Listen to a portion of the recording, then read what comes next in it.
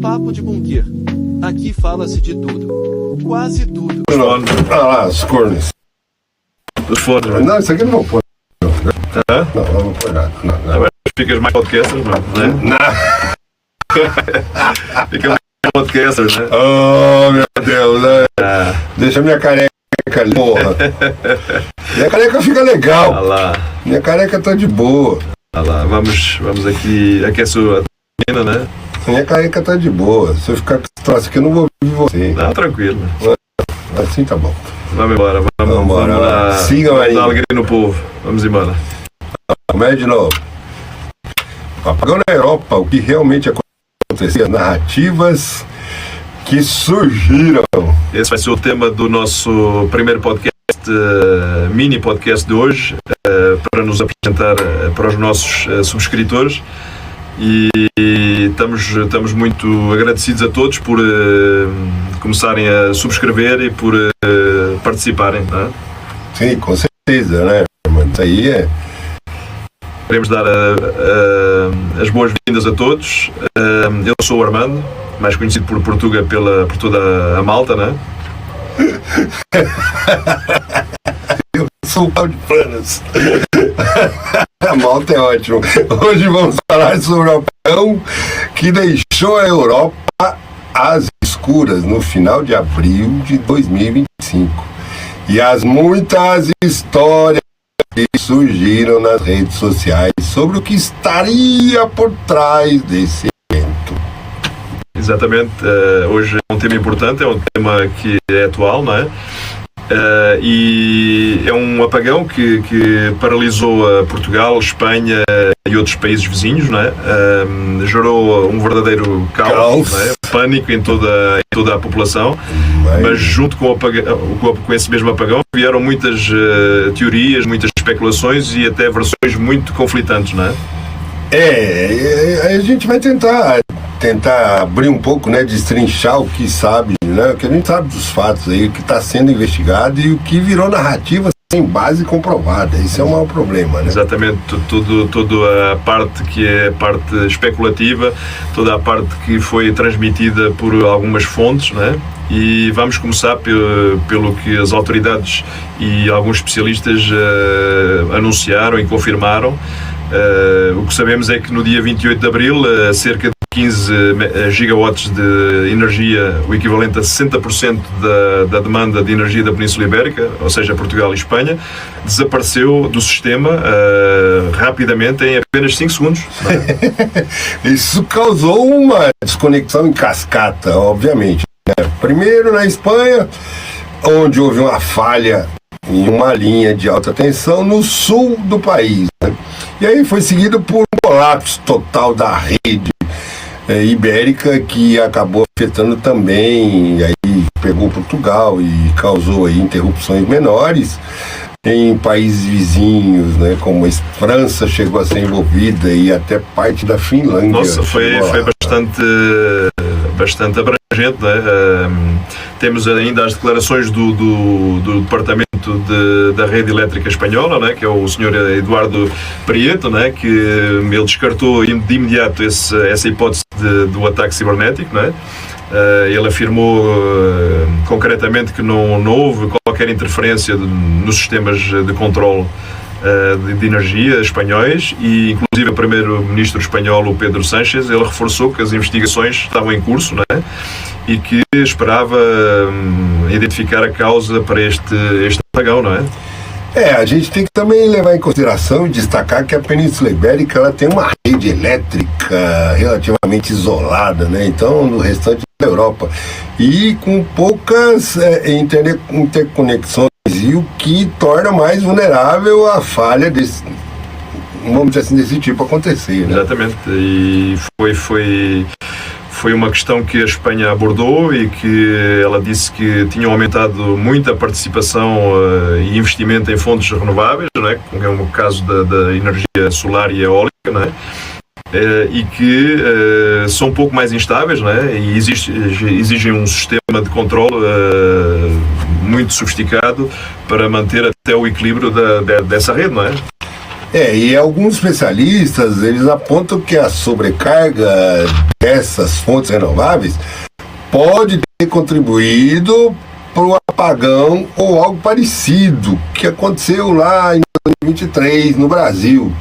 Isso aí. Sim, está meio recordado, quando né? houve uma falha, né, nos equipamentos do controle de usinas e as eólicas e solares que causou aquele blackout nacional. Né? Sim, estamos recordados desse evento, né? Foi um evento até algo recente, né?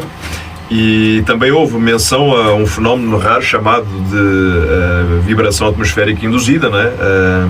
Que são oscilações de baixa frequência e que podem ser geradas pela interação entre condições climáticas e os cabos de alta tensão, não é? Mas mesmo a operadora portuguesa, a REN, não é? Ela informou que isso não era possível, não é? E que negou completamente que não teria sido isso a causa oficial, não é?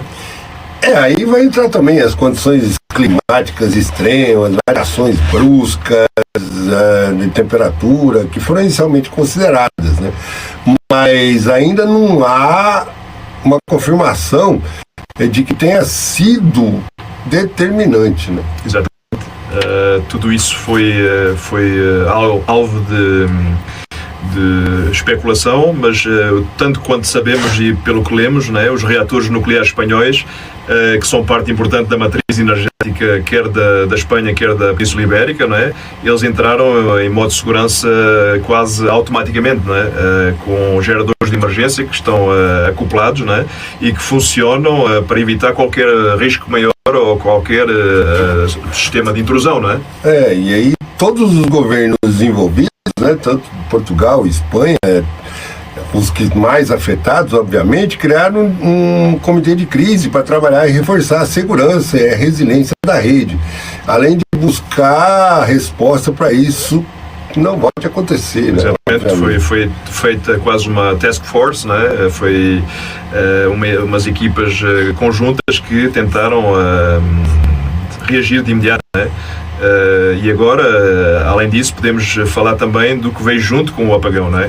Todas aquelas histórias que foram criadas, todas aquelas notícias que começaram a circular nas redes sociais e muitas delas que não tinham qualquer comprovação técnica ou científica, não é?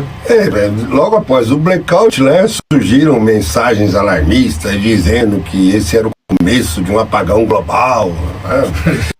Que os bancos, né? O sistema, o dinheiro ia sumir, a comunicação ia para o espaço, né? Aí vão parar e começar. E os governos estariam usando isso para controlar a população. Isso aí é o bicho pega mesmo, né? É uma história bem engraçada, não é? E então temos que... Tem até pessoas que tiveram a audácia de ligar isso a uma nova ordem mundial, né? Aqueles planos secretos dos regimes autoritários, que são teorias que ganhavam força porque mexem com o medo e a segurança das populações, não é? Mas a gente não pode simplesmente descartar esse questionamento, né? Exatamente. A falta de informação clara e rápida, aí sim, das autoridades, alimenta esse tipo de narrativa. Exatamente. Não adianta falar que não, né? Então, a transparência ela é fundamental para evitar que essas versões ganhem espaço. É um facto, não é? Além disso, e por outro lado, não é? Todas essas histórias sem base concreta, elas causam apenas que um pânico desnecessário, não é? Dificultam ainda o trabalho das equipas técnicas, dos governos, de quem faz a gestão e geram o pânico nas instituições, o que é extremamente perigoso, não é?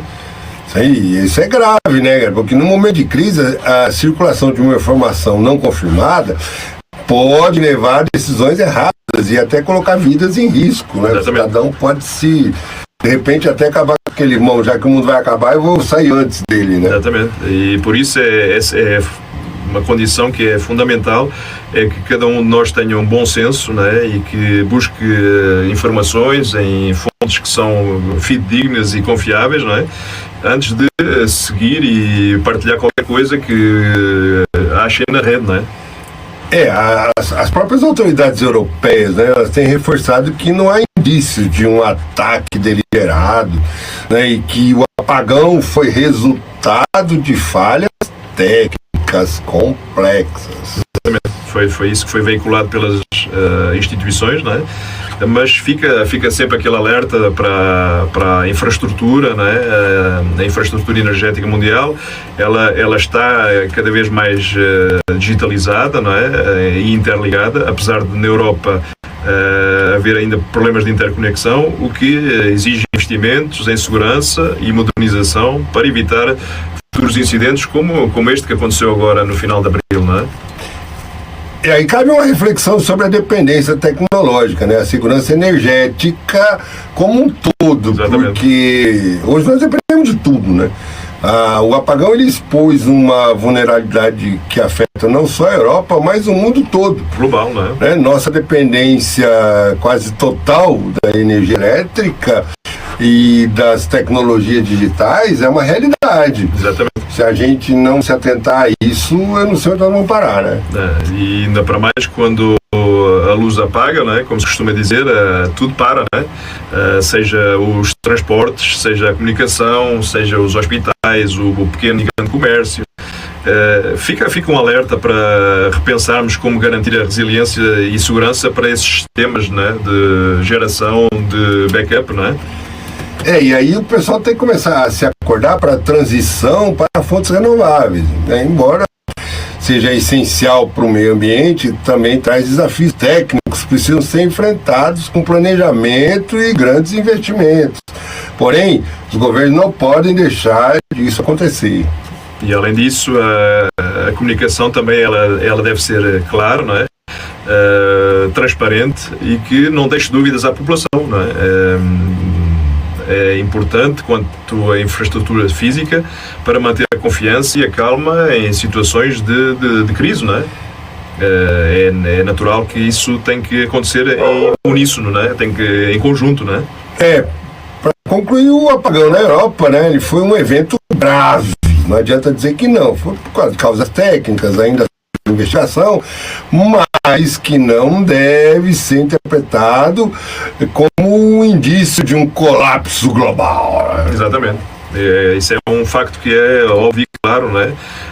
Até porque todas as narrativas que vão surgindo, mesmo após a data do blackout, não é?